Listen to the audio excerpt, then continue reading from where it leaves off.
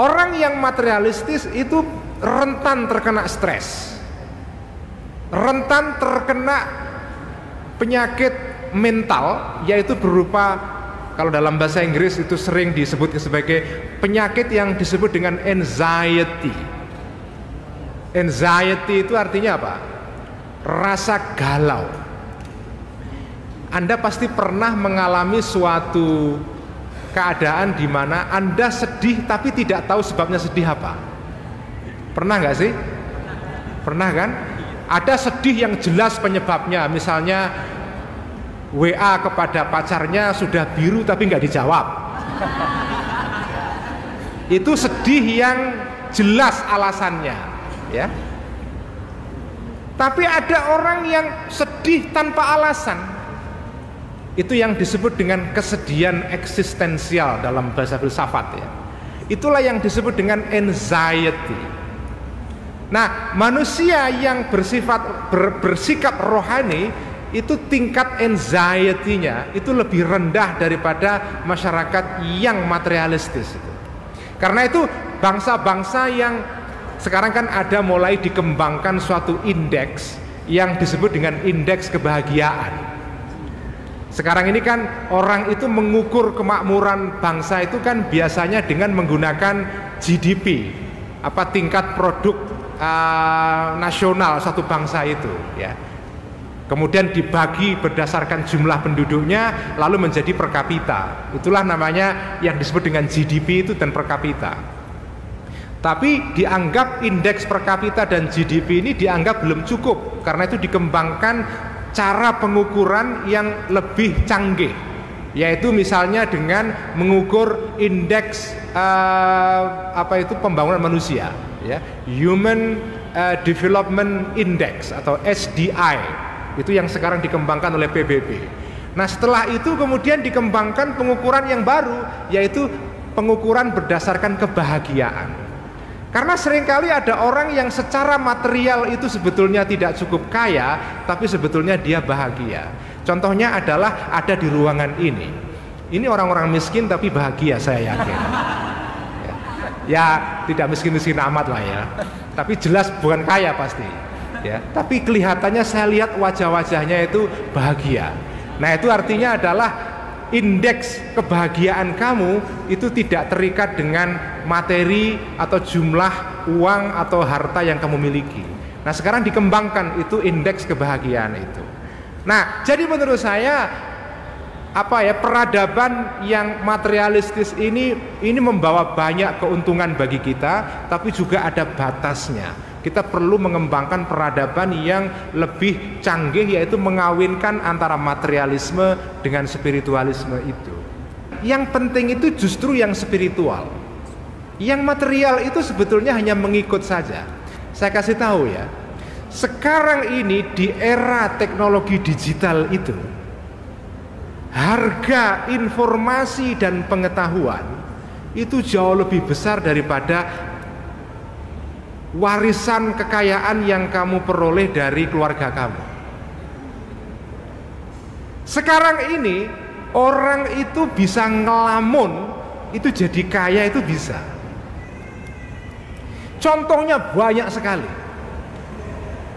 Dari lamunan dan pikiran kemudian jadi kaya raya, itu sekarang banyak sekali. Karena harga pengetahuan sekarang ini itu dahsyat.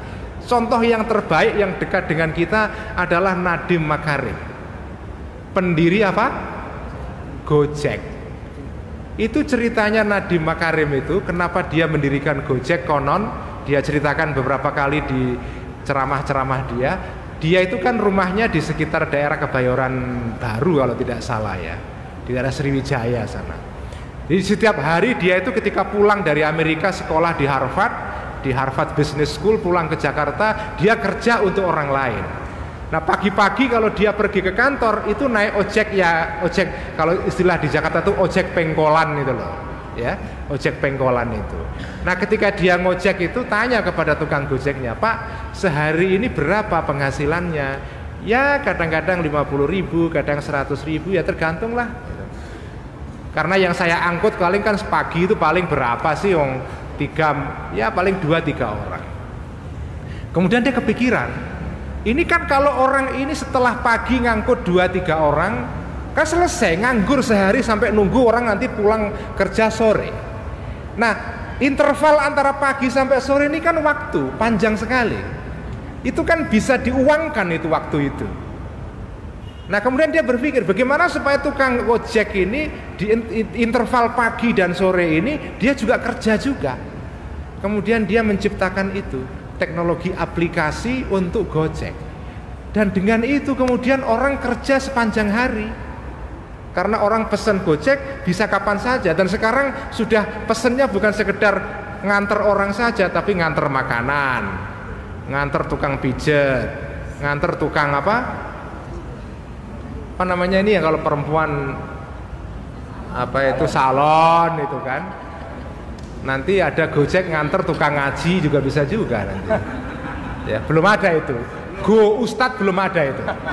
Ya, Go Ustadz belum ada. Kalau Go Food, Go Ride, Go Car, Go Shop, Go Send sudah ada, tapi Go Ustadz belum ada. Mungkin perlu diadakan Go Ustadz, terutama untuk para lulusan Fakultas Dakwah di UIN Surabaya, mungkin sangat berguna itu. Ya, jadi itu teknologi digital sekarang ini itu membuat orang sekarang pikiran itu kan sesuatu yang spiritual. Itu jauh lebih penting daripada yang material. Kamu boleh menjadi ada orang yang tidak punya harta sama sekali, tapi karena punya ide yang dahsyat, dia kemudian menjadi orang seperti pendiri Gojek itu, Nadiem Makarim. Atau yang paling dahsyat sekali adalah Jack Ma, pendiri apa? Alibaba di Cina itu, yang sekarang itu kekuasaannya sudah lebih besar daripada Presiden Amerika Serikat, karena sak dunia dia. Jadi sekarang itu nilai pengetahuan itu penting sekali. Makanya saya bilang sekarang ini bangsa yang maju itu bukan karena kekayaan alamnya, tetapi karena ada anak-anak muda yang suka ngelamun. Tahu ngelamun ya? Ngelamun itu ya yang ngelamun itu berpikir nggak jelas, artinya drifting gitu loh. Tapi drifting yang kreatif itu bisa menciptakan ide yang luar biasa, menciptakan yang sekarang disebut dengan startup itu. Makanya sekarang itu kalau ada anak kok suka ngelamun, itu jangan dimarahi. Jangan-jangan dia menjadi Jack Ma suatu saat. Ya. Jangan-jangan, siapa tahu kan? Konon katanya Kang Tohari, tahu Kang Ahmad Tohari? Ahmad Tohari ini masa nggak pada tahu? Ini dunia akademis kok nggak ngerti para penulis ini gimana ini? Tadi Yuval Harari nggak tahu, sekarang Ahmad Tohari nggak tahu. Ahmad Tohari ini pengarang trilogi novel Ronggeng Dukuh Paro. Dia seorang kiai dari Purwokerto, dari Purwokerto. Dia konon katanya menulis novel ini karena setiap hari itu sukanya mancing. Nah, sambil mancing itu ngelamun, dia mikir apa gitu, nggak jelas, tapi tiba-tiba jadi novel dan dia menjadi kaya karena novelnya itu. Jadi mancing itu jangan diremehkan apa. Jangan-jangan dari mancing itu lahir ide-ide yang besar, ya. Jangan-jangan. Sekarang itu ide itu sangat besar nilainya. Jadi yang material itu sekarang nggak ada nilainya. Makanya bangsa Indonesia itu kekayaan alamnya luar biasa. Tapi apa yang terjadi pada bangsa ini? Apa coba? Bandingkan dengan negara-negara lain yang tidak punya kekayaan alam, tapi punya generasi muda yang inovatif, kreatif. Malah sekarang di dalam ilmu politik modern ada yang disebut dengan the curse of natural resources, yaitu kutukan sumber daya alam. Jadi ada satu pola, negara-negara yang kekayaan alamnya itu banyak, itu justru malah miskin. Bangsa-bangsa yang tidak punya kekayaan alam yang banyak malah kreatif. Makanya jangan bangga menjadi bangsa Indonesia yang dianugerahi alam yang luar biasa. Alah, kamu dianugerahi alam terus ngapain? Itu kan sama dengan kamu jadi anak orang kaya, tapi setelah itu terus memboroskan, menghabiskan warisan orang tua kamu untuk hal-hal yang tidak penting itu. Deposito itu kan cepat atau lambat akan habis kalau nggak diisi terus. Ya kan? Kamu ini sebagai bangsa Indonesia itu hanya menghabiskan deposito saja. Deposito yang diberikan kepada Tuhan kepada kita, oleh Tuhan kepada kita berupa alam sumber alam yang kaya raya ini, tapi kita nggak bisa ngapa-ngapain. Terakhir soal Islam Nusantara ini penting sekali. Menurut saya Pak Mas Yudi, kita sih tidak berubah dari Islam Ahlussunnah wal Jamaah kepada Islam Nusantara. Saya kira Pak Mas Yudi sudah tahu jawabannya, cuma ngetes saya aja sebetulnya. Tapi saya kan dites ya pura-pura jawab ya, pura-pura jawab aja. Tapi kita kan sudah tahu sebetulnya kan. Ya jawabannya ya jelas lah ya, akidah Ahlussunnah wal Jamaah itu kan intinya di kita ini akidah Ahlussunnah wal Jamaah. Cuma ismunya baru muncul sekarang. Seringkali itu gitu kok, musamma sudah ada lama, ismunya baru muncul sekarang. Ya kalau dalam misalnya contohnya ilmu nahwu itu ya sudah ada sejak zaman dulu, tapi kan muncul sebagai ilmu gara-gara Imam Sibawayh gitu. Fikih itu ya sudah ada sejak zaman Kanjeng Nabi, tapi menjadi ada nama fikih itu setelah ada imam-imam madhab gitu kan. Ya Ahlussunnah wal Jamaah itu sudah ada dari dulu, tapi sejak NU kemudian dinamai Ahlussunnah wal Jamaah ala NU gitu. Jadi al-musamma maujudun min zaman ya. Jadi esensinya sudah ada dari dulu, tapi namanya baru diberikan belakangan. Ada orang yang namanya ada, musamanya nggak ada, itu yang bahaya. Itu yang bahaya. Ada orang yang namanya ada, orangnya nggak ada. Sekarang itu banyak itu, fingerprintnya ada, orangnya nggak ada. Ini para dosen ini.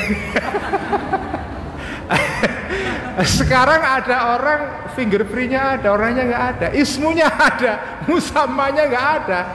Malah justru bahaya itu. Bagi saya lebih baik musammanya ada tanpa ismun daripada ismunnya ada tapi tidak ada musamma.